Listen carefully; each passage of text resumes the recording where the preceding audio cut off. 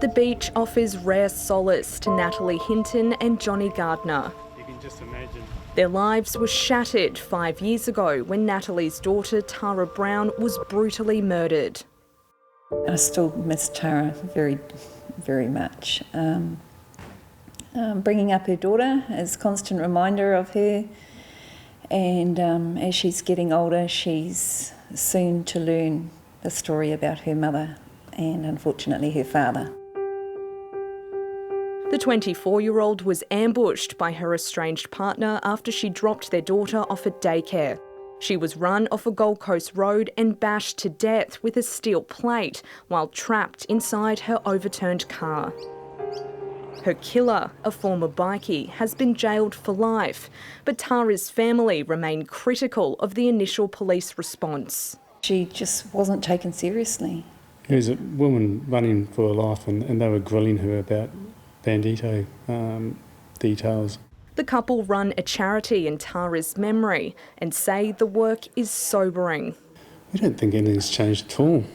We get messages from women on our website and Facebook page describing things exactly the same way that Tara was going through. This woman, who we'll call Fiona, says she suffered 20 years of sexual, financial, physical and emotional abuse at the hands of her husband.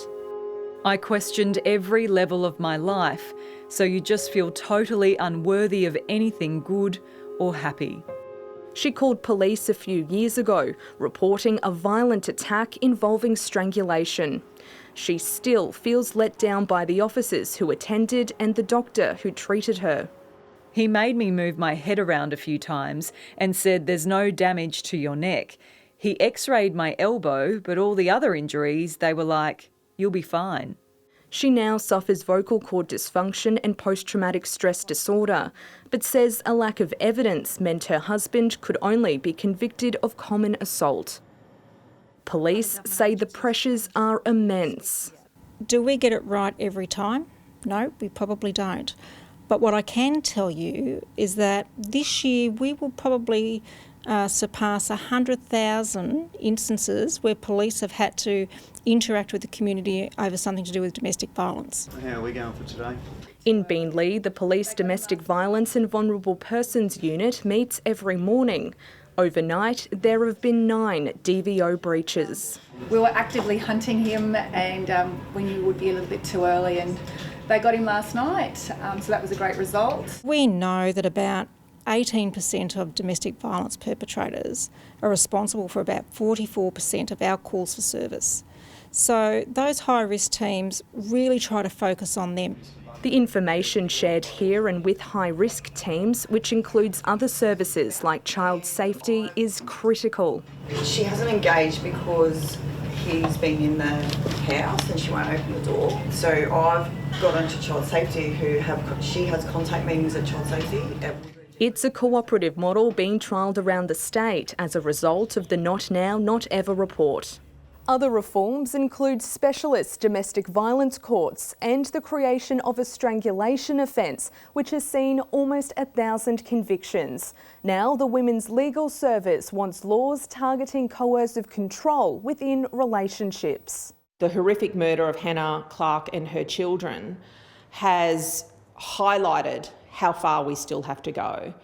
If a mother who's going on a school run with her 3 children is murdered in the suburban streets of Brisbane, and if that is not a catalyst for change, I don't know what is. There's been a lot of reform. That's great, but really a response, I keep saying, is only as good as the most recent homicide.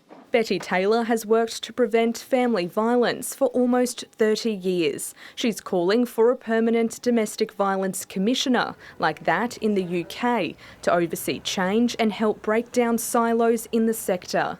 People could be working quite hard to put out the spot fires but not see, them linking up more to cause a raging bushfire, and that's often what can be in place prior to a homicide. It's about bringing those systems closer together, talking more actively, acting more actively together to really address domestic abuse. Natalie Hinton and Johnny Gardner have thought a lot about what went wrong in Tara's case. They say it's time for a shake-up.